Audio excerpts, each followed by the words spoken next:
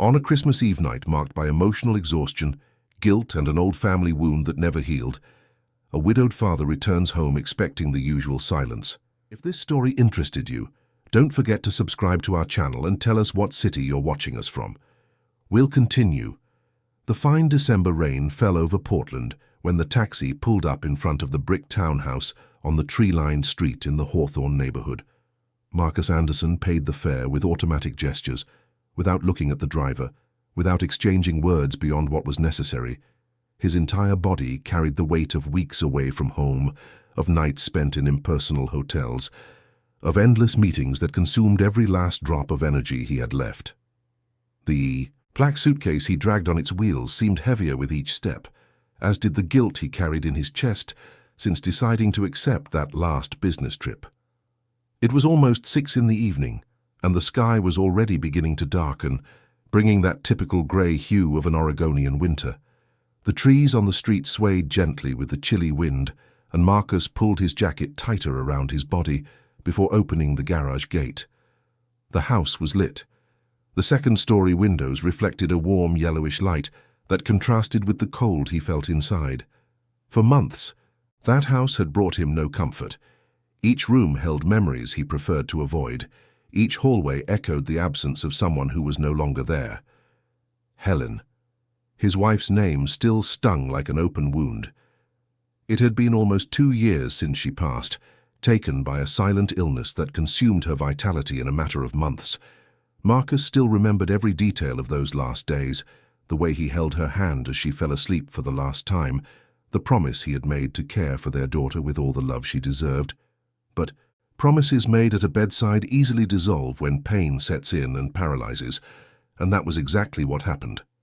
After Helen's passing, Marcus sought refuge in work as one hides from a storm. He accepted every project, every trip, every meeting that would keep him away from that house and the memories it held. And Laura, his 6-year-old daughter, had fallen by the wayside. A girl with deep brown eyes and straight hair that fell over her delicate shoulders, Laura was born with a neurological condition that required special care, structured routines, and above all, constant presence. A presence that Marcus couldn't offer. In the first few months after Helen's loss, he had tried to be present, but every smile from Laura reminded him of her mother. Every childish gesture echoed his wife's voice, and the pain became unbearable. So he withdrew. He hired professionals, arranged therapies, ensured that nothing was materially lacking. But emotionally, he was absent. And Laura, little by little, began to retreat. The girl who once spoke with difficulty, but with enthusiasm, began to speak less and less. Smiles became scarce. Her bright eyes of curiosity lost their sparkle. She became a silent, sad child, living in a parallel world where no one seemed able to reach her. Marcus opened the front door with the key he kept in his pocket and expected to find the usual silence. Laura would probably be in her room, perhaps watching television or simply lying in bed, staring at the ceiling as she had for the past few months. The house should have been quiet, as it always was when he arrived. But that wasn't what he found. An unexpected sound reached his ears even before he closed the door. Laughter. Crystalline, spontaneous, full of life. A child's laughter. Laura's laughter. Marcus froze in place, his suitcase still in hand, his heart pounding in his chest. How long had it been since he heard that sound? Months. Perhaps more than a year. Since before Helen's passing, since there was still joy in that house, since he was still able to make his daughter smile. He dropped his suitcase in the entrance hall and followed the sound coming from the living room. He walked slowly, almost silently, like someone afraid of breaking a fragile spell. As he approached the ajar door, he peeked through the gap, and what he saw made his chest tighten with a mixture of emotion and guilt, so intense it almost took his breath away. Laura was sitting on the plush living room rug, surrounded by colorful building blocks, illustrated books, and plush toys. But she wasn't alone. A young woman was beside her, sitting on the floor cross-legged, wearing simple jeans and a light pink blouse. Her brown hair was tied in a relaxed ponytail, and her face radiated genuine joy as she encouraged Laura to fit the pieces of an adapted puzzle. That was Camilla, the new nanny, Marcus vaguely remembered hiring her a few weeks ago before his trip. A recommendation from an agency specializing in caregivers for children with special needs. He had spoken with her only once, quickly and formally, relaying basic instructions, schedules, emergency contacts. Camilla was 28, had a degree in pedagogy, and experience with children who required differentiated attention. On paper, she seemed perfect. But Marcus hadn't expected to see what he was seeing now. Camilla held Laura's hand gently, guiding her small fingers to the correct puzzle piece. "Come on, Laura, you can do it. This piece goes here, look. That's right. Very good." Camilla's voice was soft, encouraging, devoid of any impatience or frustration. And Laura, who normally gave up on any activity after a few minutes, was focused, trying, participating. And when she finally fitted the piece into the right place, she let out that laugh again. A sound so pure, so full of joy, that Marcus felt tears sting his eyes. "You did it, Laura. Congratulations, my darling." Camilla applauded with genuine enthusiasm and pulled the girl into an affectionate hug. Laura, who had become so distant from human touch, allowed herself to be embraced without resistance. On the contrary, she hugged Camilla back, nestling, her face on the young woman's shoulder, as if she had finally found a safe harbor. Marcus took a step back, leaning against the hallway wall, trying to process what he had just witnessed. His daughter, who had spent months immersed in almost total silence, was there, smiling, playing, showing affection, and all this in just a few weeks under the care of a professional he barely knew. The realization hit him like a brutal weight on his shoulders. He had failed. While he drowned himself in work and emotional escape, Laura languished, and it took a stranger entering their lives to give the girl back what he, her father, should have offered from the start: presence, patience, love. Guilt became a knot in his throat. Marcus took a deep breath, quickly wiped his eyes, and moved away from the door, walking to the kitchen to buy time before announcing himself. He needed to regain control, to put on the mask of normalcy he wore so well in the corporate world. But inside, he was shattered. The kitchen was impeccable. Camilla had organized everything. On the granite countertop there was a handwritten note in neat handwriting. "Mr. Anderson, I've prepared dinner for Laura. It's in the fridge, just warm it up. She ate well today and completed all her activities. I'll be back at 8 tomorrow morning. Call me if you need anything. Sincerely, Camilla." Simple, direct, professional, but also affectionate. Every word of that note contrasted with his own absence. Camilla knew what Laura had eaten, what she had done, how she was feeling. Marcus, on the other hand, barely knew if his daughter was doing well or not in recent days. He heard light footsteps approaching and turned. Camilla appeared at the kitchen door, bringing Laura by the hand. Seeing Marcus, she offered a polite smile and greeted him simply. "Good evening, Mr. Anderson. I didn't realize you had arrived." Marcus tried to smile, but the gesture came out tense, forced. "I just arrived. Sorry I didn't let you know sooner. The trip was longer than I expected." "That's fine. Laura behaved very well while you were away. She's making great progress." Camilla knelt down to the girl's height and adjusted a strand of hair that fell over her face. "Aren't you, Laura? You were a champion today." Laura didn't respond with words, but her discreet smile said it all. She quickly glanced at her father, then looked away, as if unsure exactly how to react to his presence. Marcus felt that like a stab. His own daughter was uncomfortable in his presence. Camilla noticed the tension in the air and stood up, keeping her tone light. "Well, I'll let you two have dinner together. I'll be back early tomorrow. Laura, tomorrow we'll finish that beautiful drawing you started today, okay?" The girl nodded slightly, but didn't let go of Camilla's hand. The young woman gently had to detach herself from the small fingers clinging to her. "I'll be back, I promise. You'll have dinner with Daddy now, okay?" Laura finally let go, but her eyes followed Camilla to the door. Marcus accompanied the young woman to the exit, thanking her briefly and mechanically. She picked up her bag, put on a light coat, and waved before leaving through the front door. "See you tomorrow. Take care, Mr. Anderson." When the door closed, silence once again dominated the house. Marcus returned to the kitchen and found Laura still standing in the same spot, looking at the floor, her arms hanging by her sides. He approached slowly like one approaching a frightened animal. "Laura, shall we have dinner?" The girl didn't answer. She simply followed her father to the table, sat in the chair he pulled out for her, and waited. Marcus heated the food Camilla had prepared, a colorful and nutritious vegetable soup, and served it to both of them. They ate in silence. He tried to strike up a conversation a few times, asking about her day, about the activities she had done. Laura responded with monosyllables or just nods. It was as if there was an invisible wall between them, built brick by brick over months of paternal absence. After dinner, Marcus took Laura for her bath and then to bed. She cooperated mechanically, but without showing emotion. When he tucked her in with the duvet and leaned in to say goodnight, Laura turned her face away, avoiding the kiss. Marcus froze for an instant, then merely murmured a soft goodnight and left the room, closing the door slowly.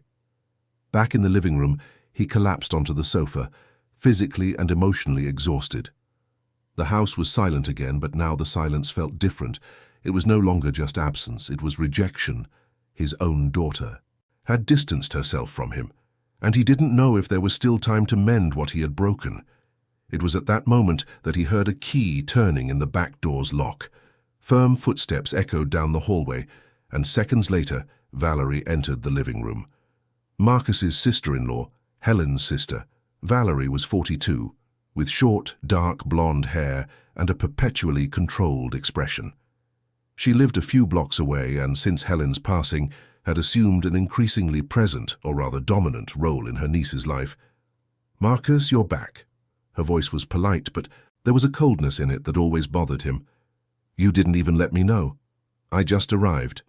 Marcus stood up, more out of politeness than desire. He didn't want a conversation at that moment, but he knew Valerie wasn't the type to accept being ignored.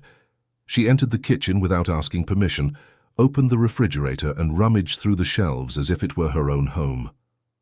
"I see that girl left food. Does she cook well?" "Camilla?" "Yes, it was all great." Marcus knew where that conversation was headed. Valerie had never hidden her disapproval regarding the hiring of a nanny. She believed she should be the one to care for Laura, that no one better than the aunt could replace the mother. Valerie returned to the living room, crossed her arms, and observed Marcus with a critical gaze. "You know, Marcus, I still think this decision was hasty. You don't even know this girl properly. To put a stranger in charge of Laura out of nowhere. She's a qualified professional, Valerie. She has experience with children who need special attention." Marcus tried to keep his voice firm, but his exhaustion was evident. "Experience doesn't replace blood ties." Valerie took a step forward, her tone becoming more incisive. "I'm her aunt. I'm Helen's sister. I should be taking care of her, not a stranger who appeared out of nowhere. You have your own life, Valerie. Your job, your responsibilities. I can't ask you to drop everything because of Laura." "I would drop it without hesitation." Her voice trembled slightly, revealing the emotion behind the mask of control. "Helen was my only sister. Laura is all that's left of her. I have the right to be present, to care for her, to ensure she grows up knowing who her mother was." Marcus took a deep breath, feeling the tension rise. "No one is stopping you from being present, Valerie. But I need professional help. Laura needs routines, structured activities of love," Valerie interrupted, fixing her eyes on him. "She needs love, not an employee who's only here for the paycheck." The words cut deep. Marcus knew she wasn't entirely wrong. Laura needed love. But he also knew that Camilla offered something neither he nor Valerie could at that moment. Professional care combined with genuine affection, free from the shackles of grief. Camilla didn't carry the weight of Helen's loss. She could look at Laura and see the child she was, not the living memory of the person who was gone. "Valerie, I understand your concern, but Camilla is doing an excellent job. Just today, when I arrived, I saw Laura laughing, playing, participating in activities. It's been months since I've seen her like that." Valerie's expression hardened even further. "Laughing? With a stranger? And with me she barely speaks, is that it?" The hurt overflowed now, raw and painful. I'm her aunt, Marcus.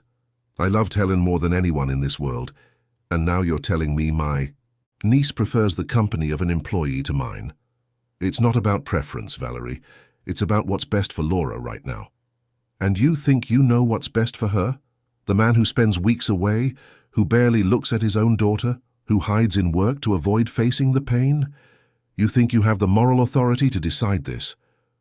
The words came out like poisoned arrows, each one hitting its mark. Marcus closed his eyes, taking a deep breath to control the anger that was beginning to boil within him. I know I failed. I know. I haven't been the father I should be, but I'm trying to change that. And for that I need help. Camilla is here to help Laura develop, to overcome her difficulties, not to replace anyone. Valerie took a step back, her expression wounded. You don't understand, Marcus. You never will. Helen made me promise I would take care of Laura if anything happened to her. I promised. And now I'm watching my niece being raised by a stranger while I stand by, observing. It's killing me. The confession came out laden with such profound pain that Marcus, for an instant, felt pity for her. Valerie was also suffering. Helen's loss had devastated her in ways he didn't fully comprehend. And now, seeing Laura attach herself to Camilla, she felt she was also losing the only connection she had left with her sister. Valerie, you will always be welcome here. Laura needs you, but she needs you as an aunt, not as a replacement for her mother. And she needs all of us to work together for her well-being, without competing, without vying for space. She stared at him for long seconds, her eyes teary, but her chin raised in defiance. I'll be here, Marcus, every day. I won't let my niece be raised by strangers. If you don't like it, that's your problem. But I'm not leaving. And without waiting for a response, Valerie turned around and left through the same back door she had entered, leaving Marcus alone again. He stood there, absorbing the weight of that conversation, feeling that something much larger and more complicated was just beginning. He slowly climbed the stairs and, before going to his own room, peeked through the crack in Laura's bedroom door. The girl slept peacefully, hugging a teddy bear that Camilla had probably left with her. And even in sleep there was a trace of serenity on her childlike face that Marcus hadn't seen in a long time. He closed the door carefully and went to his room, lying on the bed without even changing his clothes. The white ceiling seemed infinite as his mind spun in circles, trying to process everything. Laura was being reborn under Camilla's care. Valerie was becoming increasingly resentful and controlling, and he, Marcus, was trapped between the guilt of the past and the fear of the future. Christmas Eve was fast approaching.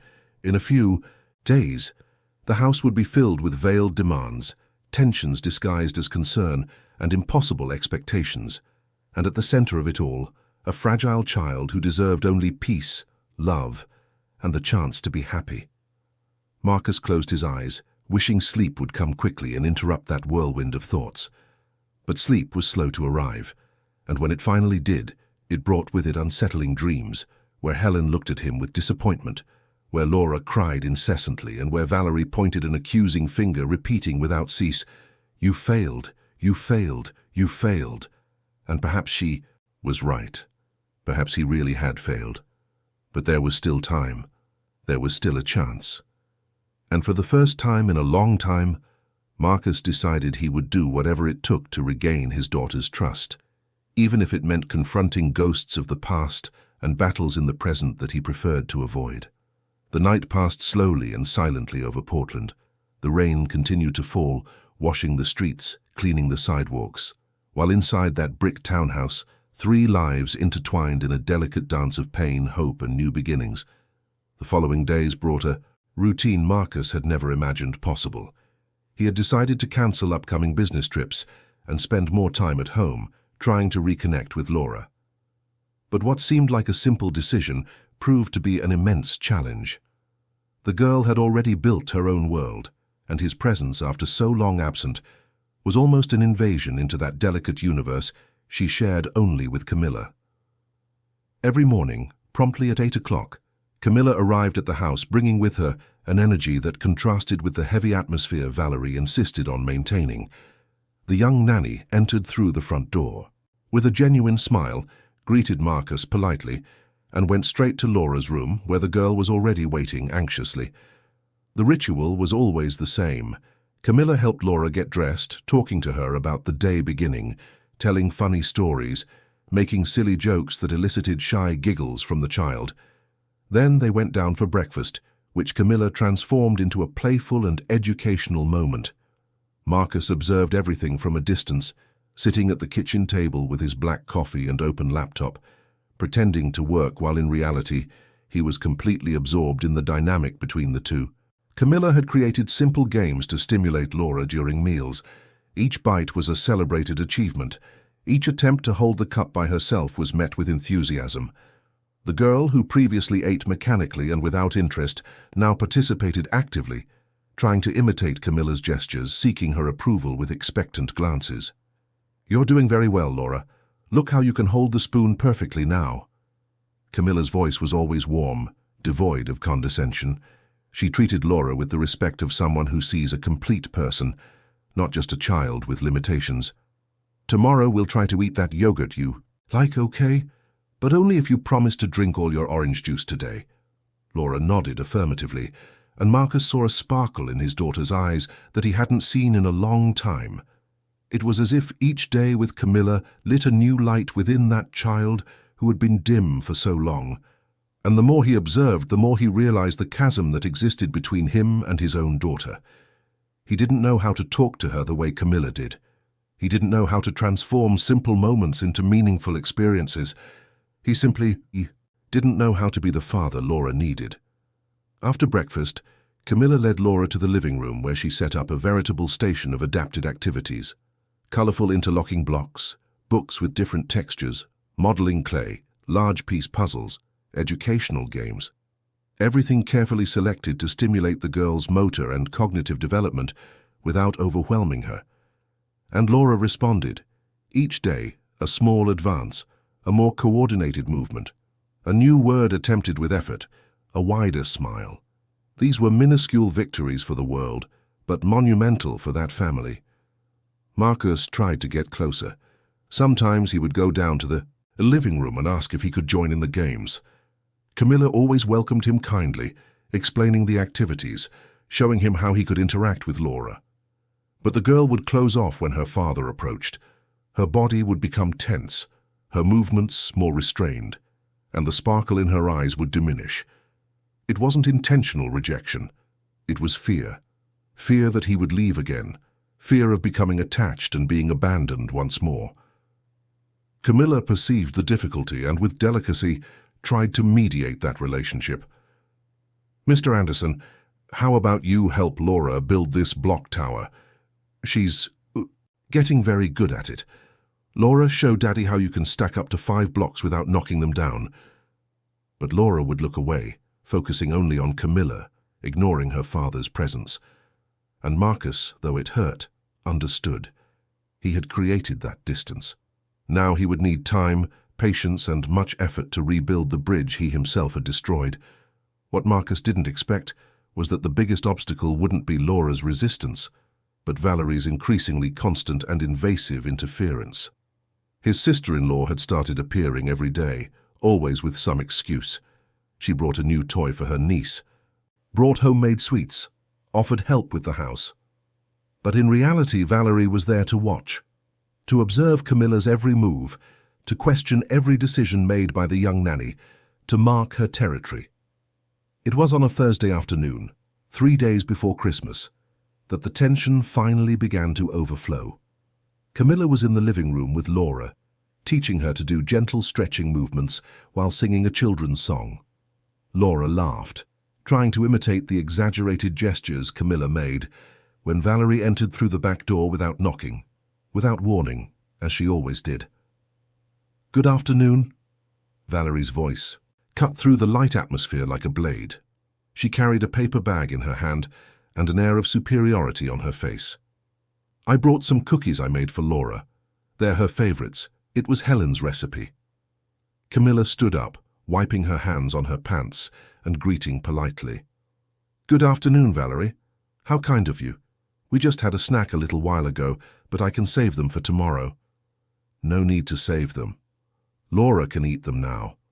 Valerie completely ignored Camilla's response and addressed her niece directly, kneeling down to her height and opening the bag. "Look here, my love. Auntie made those chocolate cookies you adored when Mommy was here, remember? Mommy used to make them for you all the time." Laura looked at the cookies, then at Camilla, visibly confused.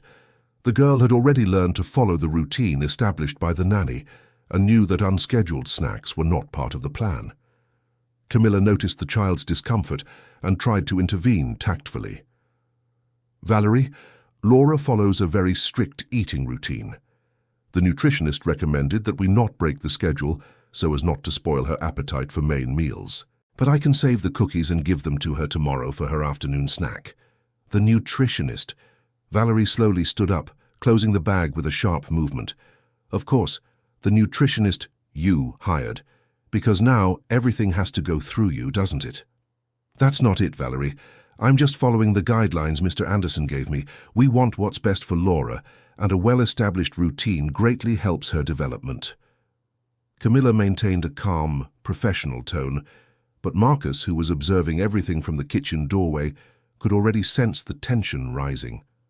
Valerie crossed her arms, her eyes fixed on Camilla with an almost aggressive intensity.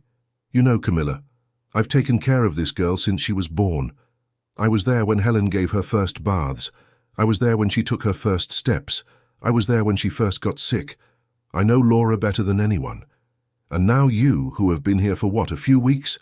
You think you can come and tell me how I should treat my own niece?" The silence that followed was dense, heavy. Laura began to withdraw, sensing the hostility in the air. Camilla took a deep breath, choosing her words carefully. "Valerie, I'm not trying to tell you how you should treat Laura. I'm just doing my job. And my job is to ensure she has a healthy routine, activities that stimulate her development, and a calm environment where she can feel safe." "Calm environment?" Valerie took a step forward, her voice rising.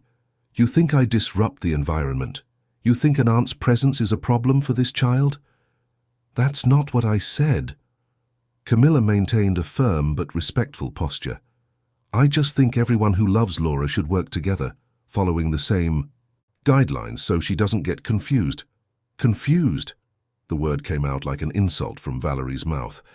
"My niece isn't confused. She's being manipulated by someone who wants to occupy a place that isn't theirs." That's when Marcus decided to intervene. He entered the living room with determined steps, his voice firm. "Valerie, that's enough. You're overstepping all boundaries." His sister-in-law turned to him, her eyes flashing. "I'm overstepping boundaries? Me? You're the one who hired a stranger to take care of my niece, Marcus. You're the one who decided an employee should replace family. Don't talk to me about boundaries when you're barely present in this child's life. I'm trying to change that, and to change I need help. Camilla is here to help, not to replace anyone." Marcus positioned himself beside the nanny, making it clear he supported her work. Valerie let out a bitter, incredulous laugh. "Help? How convenient. And when you get tired of playing present father, when you decide the pain is too great and go back to fleeing on your endless trips, what will happen to Laura? She'll be left here attached to a woman who can leave at any moment because in the end it's just a job for her." The words hit Marcus hard, but it was Camilla who responded, and she hit in a way that surprised everyone. "Valerie, with all due respect, but you are wrong. This isn't just a job for me. Laura isn't just a professional responsibility. I truly care about her. I see how special she is, how much potential she has, how much she deserves to be happy. And yes, maybe one day I won't be here anymore. But while I am, I will do everything in my power to ensure she grows up with love, security, and opportunities to develop. And I will not accept anyone trying to sabotage that, whether out of fear or jealousy." The silence that followed was absolute. Valerie stood paralyzed, processing Camilla's words. For the first time, someone had named what she felt: fear and jealousy. Fear of losing the last connection to Helen, jealousy of seeing Laura attach herself to someone other than her, and having that thrown in her face with such clarity completely disarmed her. "How dare you?" Valerie's voice came out trembling, laden with emotion. You know nothing about me, nothing about what I've been through, nothing about what I've lost. Camilla softened her tone but didn't back down. I know you lost your sister, and I'm truly sorry for that, sincerely. But Laura also lost her mother, and she needs people who look at her and see the future, not the past. She needs to grow up without the burden of having to replace the mother who is gone, or being the sole source of solace for the adults around her. Valerie opened her mouth to respond, but no sound came out. Her eyes filled with tears, and for the first time since she had entered that house, she seemed vulnerable. Without another word, she picked up the bag of cookies, turned, and left through the back door, slamming it shut. Laura, who had witnessed everything, was visibly frightened. Her eyes were wide and her body trembled slightly. Camilla immediately knelt beside her, pulling her into a protective embrace. It's okay, my love. It's okay. No one is angry with you. You didn't do anything wrong. Marcus approached, feeling helpless.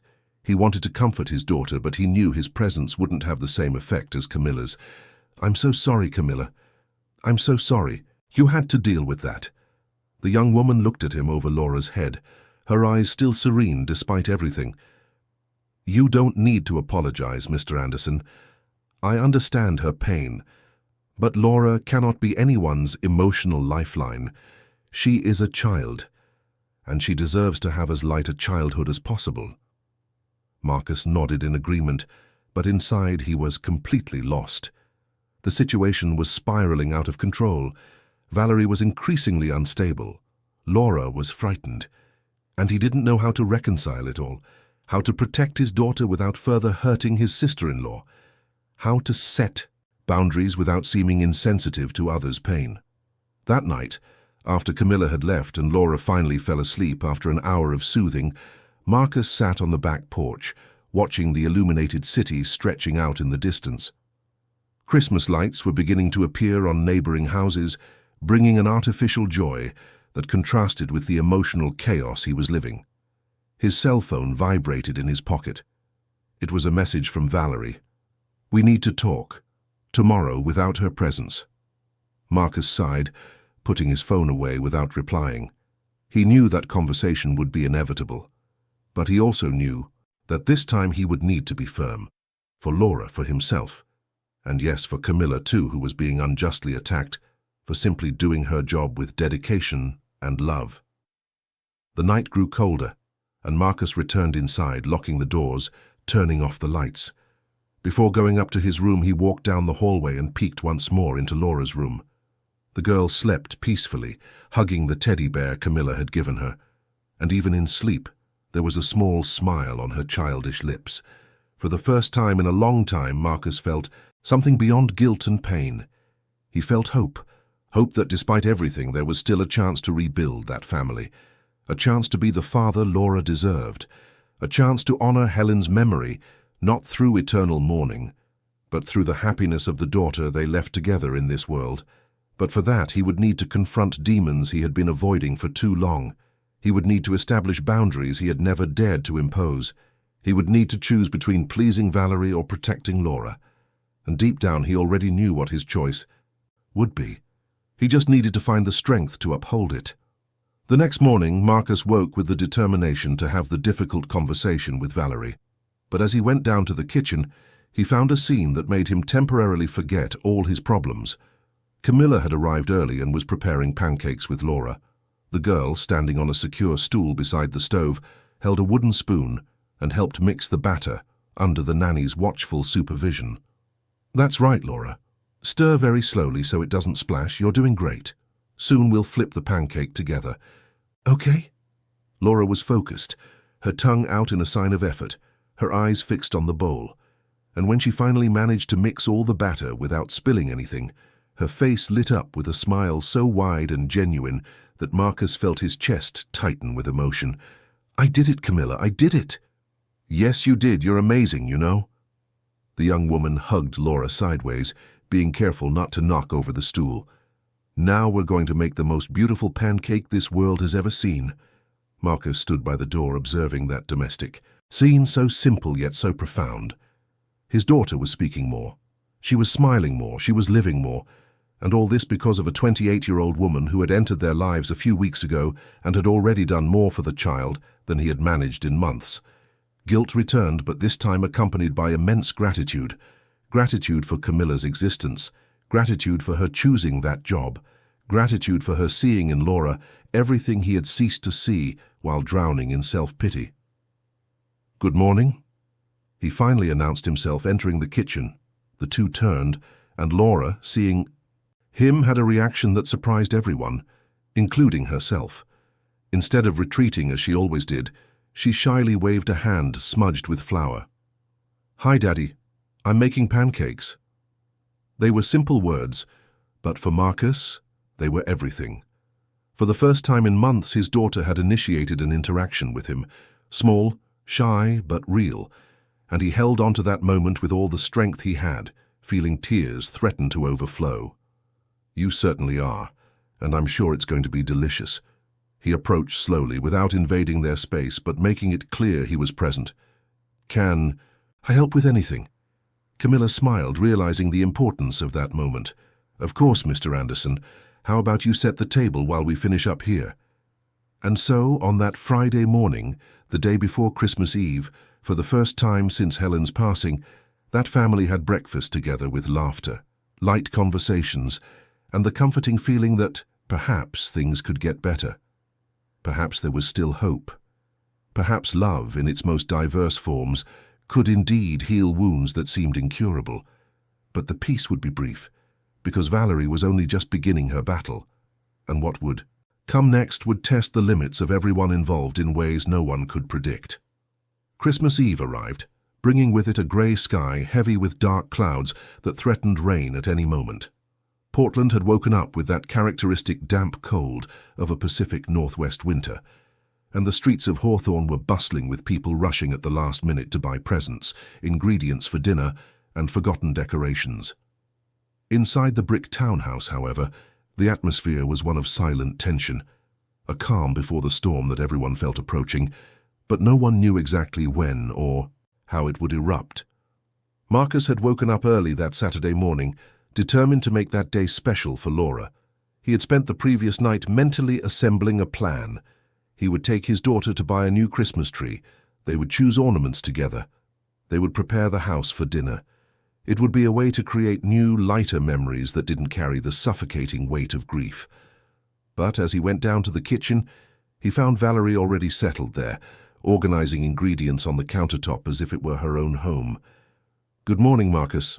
Her voice was firm, controlled, but there was a coldness that made it clear the pending conversation hadn't been forgotten. "I came early to prepare everything for tonight's dinner. I'm making Helen's turkey recipe. Laura always loved it." Marcus held back the irritation that was beginning to bubble up. "Valerie, I was going to take Laura out today. We thought about setting up the tree together, doing some shopping, to make the day lighter for her." His sister-in-law paused what she was doing and slowly turned, her eyes fixed on him with a disturbing intensity. "Lighter." She repeated the word, as if it were poisonous. "You think putting her mother's memory aside will make the day lighter? You think pretending Helen never existed will help Laura?" "It's not about pretending she never existed. It's about allowing Laura to have happy moments without everything revolving around the loss." Marcus kept his voice low, aware that his daughter was still asleep upstairs.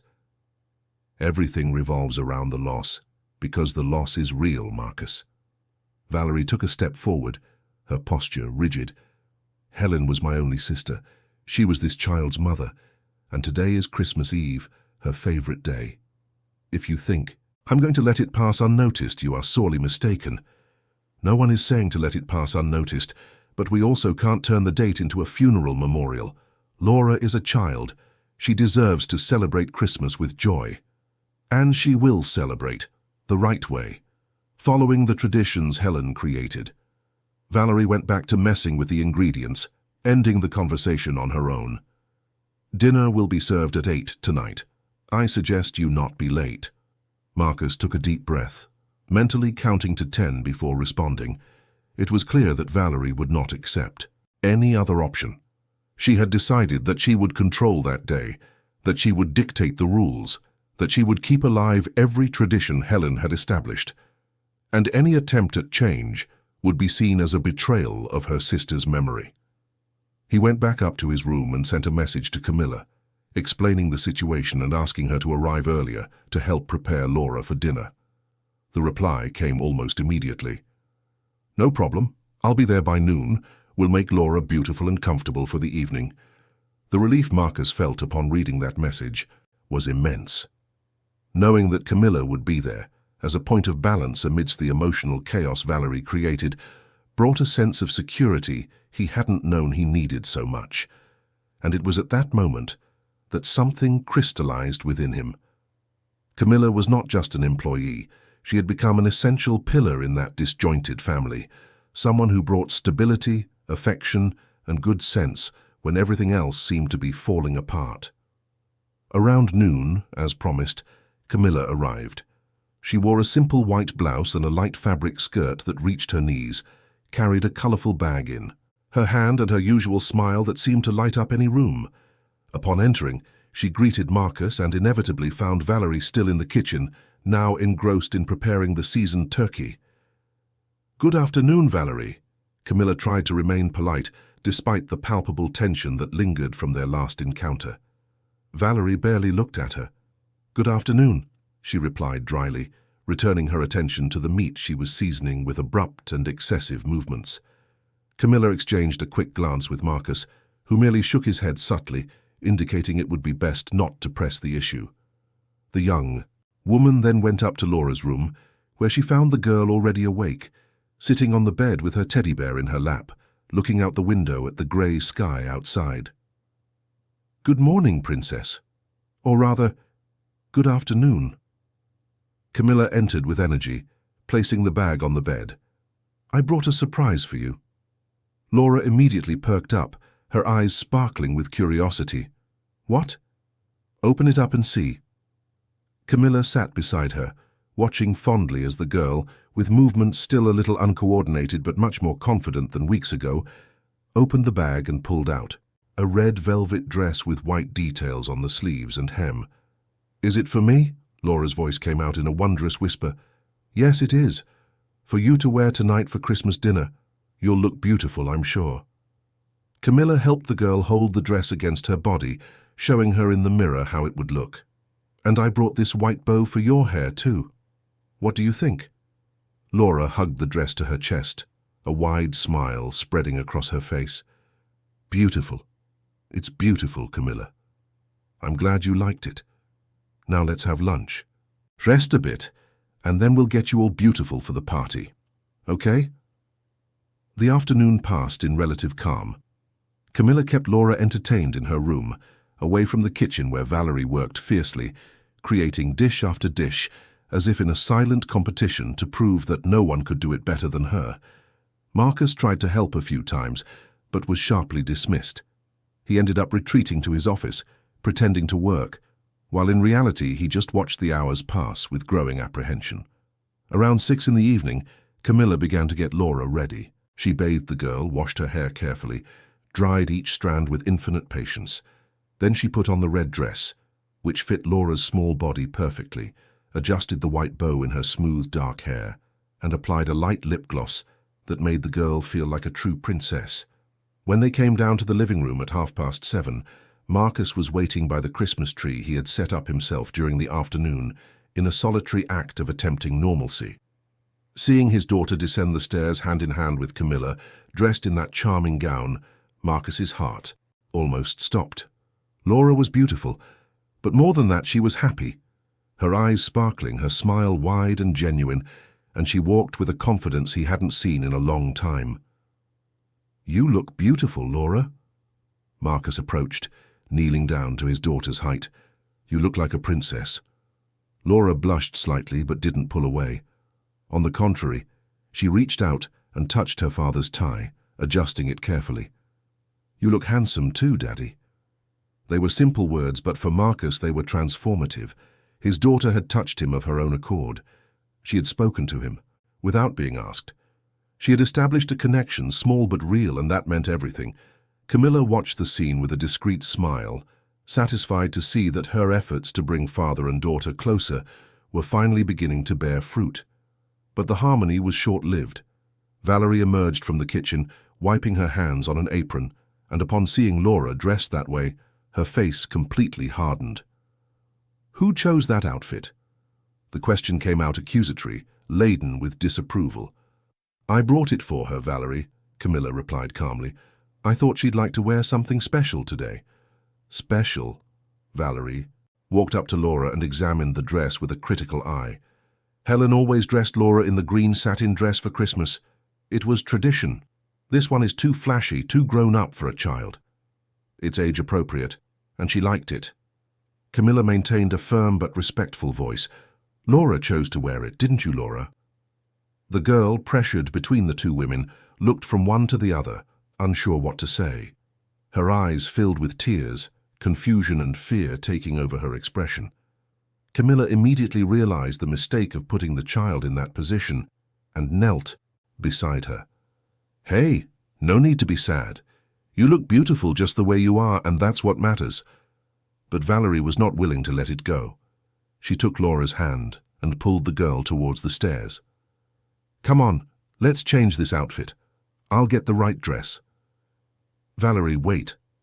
Marcus finally intervened, placing himself between his sister-in-law and the stairs. "Laura is fine as she is.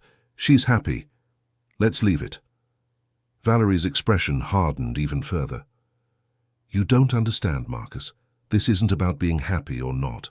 It's about honoring Helen's memory. It's about keeping alive the traditions she created. It's about not letting a stranger come here and change everything as if Helen never existed. Camilla is not a stranger, and Laura is not a memorial. She is a living child who needs to move forward." Marcus's voice rose in tone for the first time. "We all need to move forward. Move forward."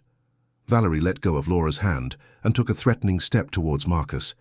"Is that what you want? To forget Helen ever existed? To replace her with this girl who appeared out of nowhere and whom you barely know? No one is replacing anyone." Marcus felt the anger beginning to boil. "But we are trying to create a new life for Laura. A life where she can be happy without carrying the weight of grief in every moment. And who gave you the right to decide that alone? Who gave you the right to erase Helen from this child's life?" Valerie was losing control now, her voice trembling with emotion. "I promised my sister I would take care of Laura. I promised I would keep her memory alive, and you are destroying everything." "Valerie, no one is destroying anything," Camilla tried to intervene, her voice soft but firm. "Helen's memory will always be here, but Laura also needs space to create her own memories, her own traditions." "You have no right to talk about my sister." Valerie turned to Camilla with a fury that startled even Marcus. "You didn't know her. You don't know what she was like. You know nothing." "I know she loved Laura above all else, and if she loved her, then she would want to see her daughter happy, not trapped in a past that cannot be changed." Camilla's words were spoken with such profound conviction that for a moment even Valerie fell silent. But the truce was brief. His sister-in-law looked around, seeing the new tree Marcus had set up, the different ornaments he had chosen, everything so distinct from the decorations Helen used to use, and something inside her broke. "You are erasing her. You are taking away everything she built. You are pretending she never existed." Tears began to stream down Valerie's face, but her voice remained laden with anger. "And I won't allow it. I won't stand here watching while you destroy everything." Valerie entered the kitchen and returned holding a framed photo of Helen. It was a beautiful image taken on a previous Christmas, where she smiled radiantly beside baby Laura. She placed the photo in the center of the table, already set for dinner, and looked defiantly at Marcus. "She will be here today, present, because she is part of this family and always will be." "No one said she isn't part of it, Valerie." Marcus tried to keep his voice low, aware that Laura was scared, clinging to Camilla's legs. "But you need to understand that the way you're dealing with this isn't healthy. For you, for me, and least of all for Laura." "Healthy?" Valerie let out a bitter laugh. "You want to talk about healthy? You who abandoned your daughter for months, who hid in work, who barely looked at her. And now you're coming to lecture me." "I know I made mistakes. I know I failed. And I'm trying to fix it. But for that, I need you to help me, not work against me." Marcus took a step forward, trying to reach some connection with his sister-in-law. Valerie, you are also suffering, and you are using Laura as an emotional outlet for your pain. That's not fair to her. How dare you? Valerie's voice rose to a dangerous pitch. How dare you say I'm hurting my niece? I love her more than anything in this world. She is all that's left of my sister. And that's exactly the problem. Laura cannot be responsible for filling the void Helen left in your life. She cannot carry that weight. Camilla spoke with a firmness that surprised everyone. She is a child who needs love, yes, but a love that allows her to grow free, not a love that ties her to the past. Valerie looked at Camilla with such hatred that for a moment it seemed she would physically advance on her. Who do you think you are to come here and judge my love for my niece? You, who have no children, who have no family, who are probably only here for the money Marcus pays? The words were a low blow, but Camilla didn't back down. I'm here because I care about Laura, because I see in her an incredible potential that is being suffocated by all this unresolved pain from the adults around her.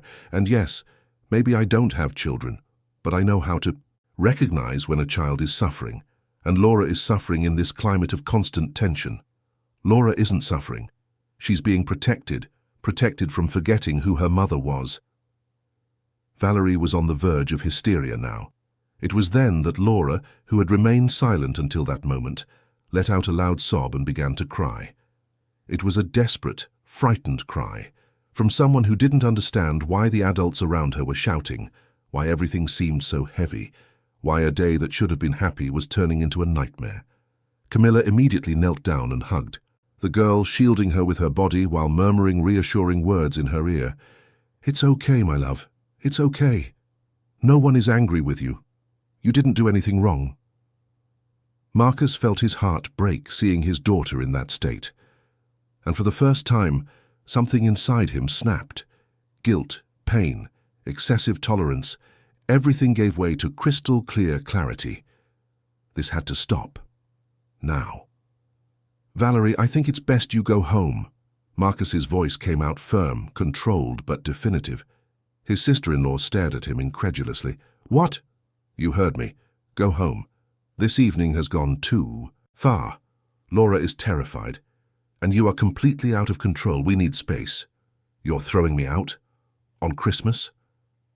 Valerie seemed unable to believe what she was hearing. You're throwing me out of my own niece's house. I'm not throwing you out. I'm asking you to go home, calm down, and rethink how you're dealing with all of this. When you're ready to have a civilized conversation, you'll always be welcome. But not today. Today you crossed every line. Valerie looked around, from Marcus to Camilla, from Camilla to Laura, who was crying in the nanny's lap, and finally to Helen's photo on the table. Her eyes filled with tears again, and she grabbed her bag with abrupt movements. You'll regret this, all of you.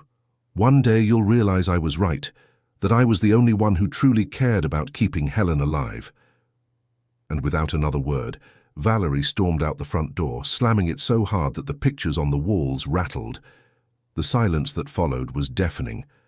Laura continued crying, Camilla remained holding her, and Marcus stood in the middle of the living room, trying to process what had just happened. He had thrown his sister-in-law out of the house on Christmas Eve. He had chosen his daughter's well-being over Valerie's pain. He had finally set a boundary, and while a part of him felt guilty, a larger part felt relieved, as if an immense weight had been lifted from his shoulders. Camilla, I'm sorry, I'm so sorry for all this. Marcus approached, kneeling beside them. The young woman looked at him with understanding. You did what needed to be done. Laura needs peace, and she wouldn't have it with Valerie here today. Marcus nodded, then hesitantly extended his arms towards his daughter. Laura, can you come here to Daddy? To his surprise, Laura let go of Camilla and threw herself into her father's arms, burying her face in his chest while continuing to sob. Marcus hugged her with all his strength, finally feeling that connection he had sought for so long. His daughter was in his arms, trusting him, seeking comfort in him. And for the first time in a long time, he felt he was being the father he should be. It's okay now, my love. Daddy's here. Daddy won't let anyone scare you anymore, I promise. The minutes that followed Valerie's departure were marked by a heavy silence, interrupted only by Laura's increasingly spaced-out sobs.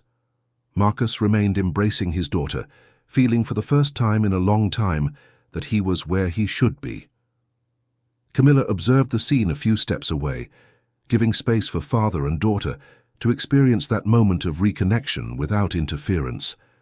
The living room was illuminated by the colorful lights of the Christmas tree, creating an almost surreal contrast between the beauty of the festive decoration and the emotional storm that had just passed through.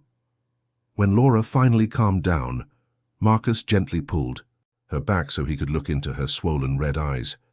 "Are you okay, my love?" The girl nodded, but her eyes still reflected fear and confusion. Why was Auntie angry? The question was simple, but it carried a complexity Marcus wasn't sure how to explain to a 6-year-old child with special needs. He looked at Camilla, seeking support, and she approached, sitting on the floor beside them. "You know, Laura, sometimes grown-ups get very sad when they lose someone they love, and that sadness can make them act in ways that aren't very nice. Auntie Valerie isn't angry with you. She's sad because of Mommy, and when we're very sad, sometimes we don't know how to behave properly." Camilla's explanation was gentle, appropriate, honest, without being frightening. "But she shouted," Laura murmured softly.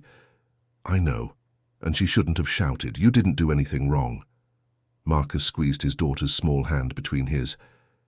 "Daddy should have stopped that sooner, should have protected you better.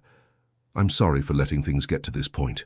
Laura looked at her father with those deep brown eyes that so reminded him of Helen, but this time Marcus managed to hold her gaze without feeling only pain.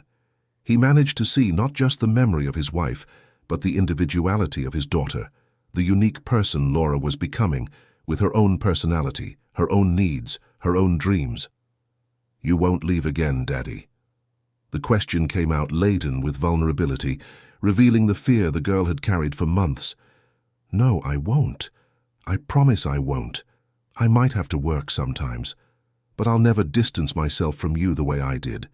You are the most important thing in my life, Laura, and it took me too long to understand that. But now I do, and I will spend the rest of my life trying to make up for the time I lost." The words came from the depths of Marcus's soul, laden with such pure sincerity that even Camilla felt her eyes well up. Laura, in turn, threw her arms around her father's neck again, this time not out of desperation, but out of genuine affection.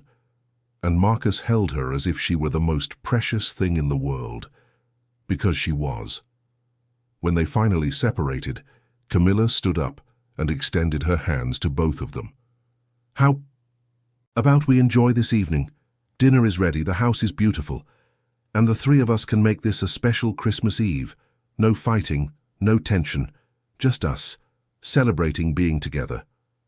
Laura looked at Camilla, then at her father, and a small smile began to form on her lips. "Can I wear my red dress?" "Of course you can. You look beautiful in it." Marcus smiled back, feeling his heart lighter than it had been in months. The three made their way to the kitchen, where the food Valerie had prepared with such obsession was still laid out. On the counter, Marcus looked at it all and felt a pang of guilt. Valerie had worked all day on that dinner, pouring love and pain into every dish. But he knew he had made the right choice. He couldn't allow Laura to continue being exposed to that toxic environment, no matter how much he understood the origin of his sister-in-law's pain. Camilla, with her characteristic practicality, began to organize everything. She served the dishes carefully, brought everything to the living room table, adjusted Helen's photo more discreetly in a corner, lit scented candles that brought a cozy atmosphere to the room.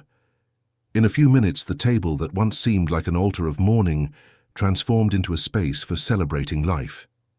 The three sat down, and for the first time since Helen's passing, that house had a Christmas dinner. It wasn't perfect.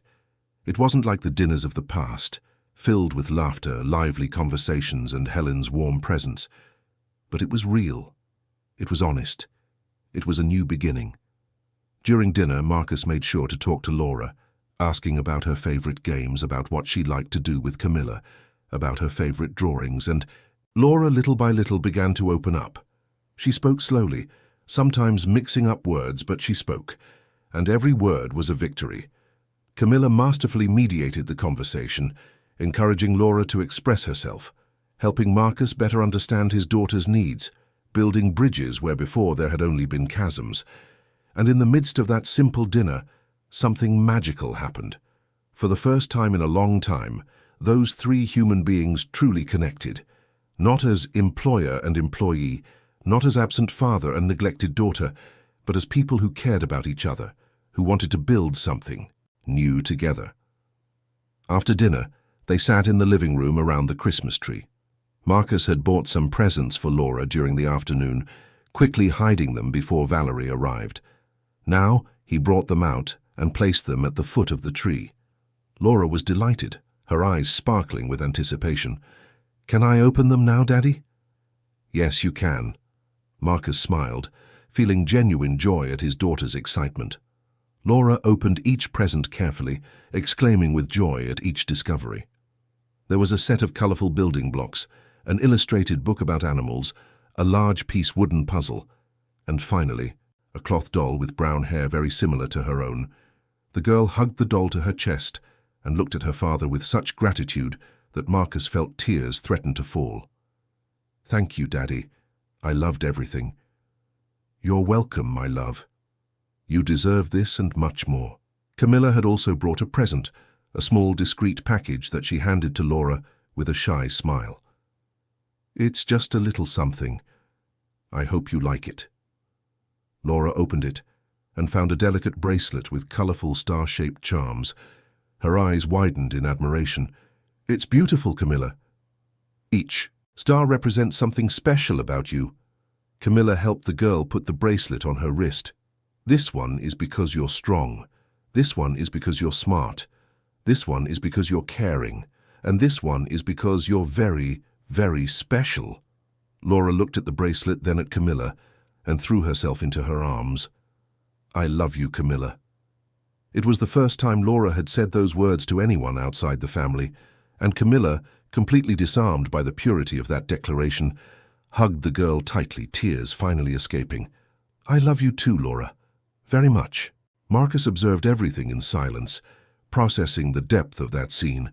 Camilla was not just a nanny. She had become an essential part of Laura's life, someone the girl trusted, loved, and felt safe with, and he couldn't have been more grateful for that young woman having entered their lives. The night continued peacefully. They watched a Christmas movie together, Laura nestled between her father and Camilla on the sofa, holding her new doll with one hand and using the other to play with the bracelet charms. She fell asleep before the movie ended, her head resting on Marcus's shoulder, an expression of absolute peace on her face. Carefully, Marcus carried her to her room, Camilla following close behind. Together, they put Laura in bed, covered her with the duvet, left a nightlight on, and left in silence. In the hallway, Marcus stopped and turned to Camilla. "Thank you for everything. For bringing my daughter back to life. For helping me find my way to her. For enduring all of Valerie's hostility. For simply being here." Camilla smiled softly, a little awkwardly at his gratitude. "I just did my job, Mr. Anderson." "No, you did much more than that, and I need you to know how much it means to me. To us." Marcus held her hand for a brief moment, a gesture of sincere gratitude. Camilla nodded, emotional. "Laura is a special child. It's impossible not to get attached to her. And you're also doing an incredible job. I've seen how much you've changed in the last few weeks. I've seen the effort you're making, and I'm sure Laura sees it too." The two went back down to the living room and talked for a while longer. Marcus opened up in a way he hadn't in a long time, talking about Helen, about the guilt he carried, about the fear of never being able to be an adequate father to Laura. Camilla listened attentively, offering words of encouragement, reminding him that no one is perfect, that the important thing is to be present and try every day. When Camilla finally left, it was already past midnight. Marcus locked the house and went up to his room, but before that, he stopped once more at Laura's bedroom door. The girl slept peacefully, hugging her new doll, the bracelet shining softly in the nightlight. And at that moment, Marcus made a silent promise. He promised he would never again distance himself, that he would be present in every moment, that he would be the father Laura deserved, even if it cost him everything. The days that followed Christmas were a period of adaptation. Valerie sent no further news, and although Marcus felt a pang of concern, he knew he needed to give her space. His sister-in-law needed to process everything, deal with her grief in a healthier way, understand that her actions were hurting more than helping. Marcus kept his promise. He completely reorganized his work routine, refused trips, delegated projects, and began working from home whenever possible. His mornings now started with breakfast alongside Laura. His afternoons were dedicated to participating in the activities Camilla organized for the girl. His evenings ended with bedtime stories, long hugs, and whispered "I love yous." And Laura flourished. Each day a new advance. She began to speak more, to express herself with more clarity. Her movements became more coordinated. She started trying new activities without fear. She made friends with a neighbor her age who also had special needs. She began to smile more, to laugh more, to live more. Camilla continued to be the fundamental pillar of that development. But now Marcus was also present. Father and Nanny worked as a team, complementing each other, supporting each other mutually, always with Laura's well-being as the top priority. It was only 3 months later, on a warm March afternoon, that Valerie reappeared. Marcus was on the porch with Laura, teaching her to water the plants, when he heard the doorbell ring. Opening the door, he found his sister-in-law on the other side, visibly different. Her eyes no longer carried that disturbing intensity. Her posture was no longer rigid. There was a softness about her that hadn't existed before. "Hi, Marcus." Her voice came out hesitantly, laden with nervousness. "Valerie, hi. Come in." Marcus made space for her to pass, surprised but cautiously optimistic. They sat in the living room, and Valerie took a deep breath before beginning to speak. "I needed to apologize. For everything. For the way I acted. For the things I said. For the way I treated you, Camilla. And especially Laura. I was completely lost in my grief, and ended up projecting all of it onto you." Marcus listened to her in silence, surprised by her sincerity. Valerie continued, "After that night, I finally sought professional help. I started therapy, and I realized how much I was using Laura as a substitute for Helen, as if by keeping the girl trapped in the past, I could somehow keep my sister alive. But that wasn't fair. It wasn't healthy, and it was hurting the only person I swore to protect." Valerie wiped away the tears that began to fall. "I came here not to ask you to let me be part of Laura's life again, because I know I don't deserve that trust right now. I just came to apologize, and to say that I will respect any decision you make. If you think it's better for me to keep my distance, I will understand." Marcus was moved by the evident change in his sister-in-law. "Valerie, Laura needs you in her life, but she needs an aunt who is present in a healthy way, who celebrates who she is, not who her mother was. Do you think you can do that?"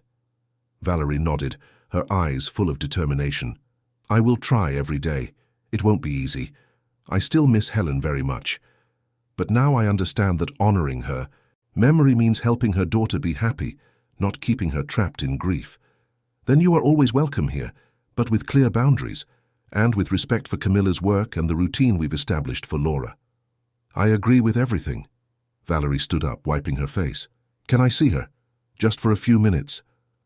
Marcus nodded, and the two went to the porch, where Laura was playing with a hose, watering the plants and laughing each time the water splashed.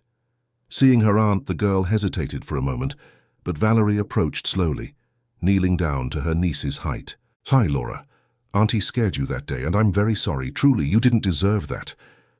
Valerie's voice was genuine, devoid of any manipulation or drama. Laura looked at her for long seconds, processing. Then, with the characteristic innocence of children who forgive more easily than adults, she reached out and touched her aunt's face. "Are you better now, Auntie?" "I'm trying to get better, and I'll keep trying. I promise." Laura nodded and returned her attention to the plants, and that was enough. It was a new beginning. Small, fragile, but real. And Valerie accepted, grateful for having received a second chance. The following months brought a new, more balanced routine. Valerie visited her niece once a week, always respecting the established schedule, always acting calmly and positively.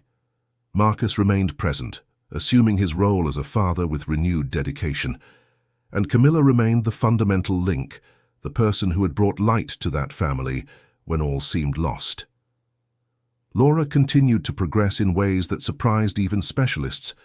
She began attending a special school where she made friends, developed new skills, and gained increasing autonomy. Her smiles were constant now. Her laughter filled the house. She lived fully, without the burden of having to be something or someone beyond herself. A year after that turbulent Christmas Eve, the house was again decorated for the holidays. But this time, the atmosphere was completely different. There was no tension. There were no veiled demands. There was only love. Love in its multiple forms. The love of a father who had learned to be present. The love of an aunt who had learned to honor the past without being tied to it. And the love of a young woman who entered that family's life as a professional and remained as an essential part of it. On Christmas Eve, everyone gathered for dinner. Valerie brought her famous French toast, but this time without the obsession of exactly recreating Helen's recipe. Marcus prepared the turkey, following an online tutorial and making a few mistakes but laughing at his own failures. Camilla organized the table, this time with Laura's help, who insisted on placing the napkins at each setting. And when they finally sat down to eat, there was a discreet photo of Helen in a corner of the living room.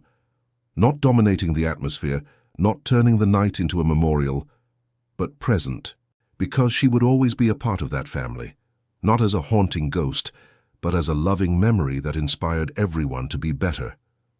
Laura, sitting between her father and Camilla, looked around the table and smiled. "I'm happy." 3 simple words that meant everything. Because in the end, that's what that journey was about, not forgetting the past or denying the pain, but allowing life to continue, allowing joy to return, allowing love in its most diverse forms to fill the spaces that loss had left empty. Marcus looked at his daughter, at Camilla, at Valerie, and felt profound gratitude. Gratitude for everyone there, gratitude for the second chance he had received, gratitude for having found the strength to change, to face his demons, to choose his daughter's happiness above all else. That Christmas night, which a year earlier had almost destroyed that family, had ultimately revealed itself to be the turning point that saved everyone, the moment when the truth came to light, fear was exposed, and love was finally allowed to act. And as they toasted with grape juice and laughed at silly jokes, as Laura proudly showed off her new ability to serve people, at the table, as Valerie told funny stories from childhood with Helen that brought not pain but sweet longing, as Camilla observed everything with a satisfied smile of someone who knew she had made a difference in the lives of those people, one thing became clear to everyone. Love heals, not instantly, not magically, but in a real and profound way. Love, when it is genuine, when it is patient, when it is generous, has the power to rebuild what seemed irremediably broken.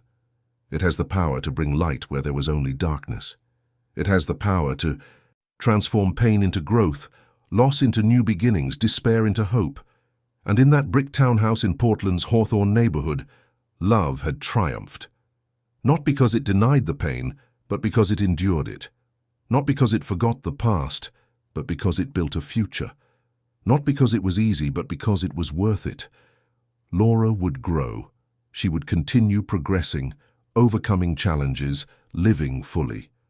Marcus would continue to be the present father he had promised to be, learning every day, sometimes making mistakes, but always trying. Valerie would continue her journey of healing, honoring her sister's memory through her niece's happiness. And Camilla would remain there, no longer just as a nanny, but as a fundamental part of that reassembled family, that home rebuilt brick by brick, through love, patience, and the courage to start anew. And when the night ended and Laura fell asleep with a smile on her face, hugging the doll she had received a year ago, everyone knew they had succeeded. They had weathered the storm. They had survived grief. They had found their way back to the light. And most importantly, they had learned that family is not just blood. Family is who chooses to stay, who chooses to love, who chooses to be present even when it's difficult, who chooses to fight for each other's happiness, always. End of story. Dear listeners, we hope the story of Marcus, Laura, and Camilla has touched your heart. If you were moved by this journey of new beginnings, overcoming challenges, and true love, please like, subscribe to the channel, and tell us in the comments what stood out most to you in this story. Was it Marcus's transformation, Camilla's dedication, Laura's rebirth? Every day we bring intense stories like this, which reveal the deepest side of the human soul, and remind us that there is always hope, even in the most difficult moments. We await you in the next episode with another story that will stir your emotions and touch your soul.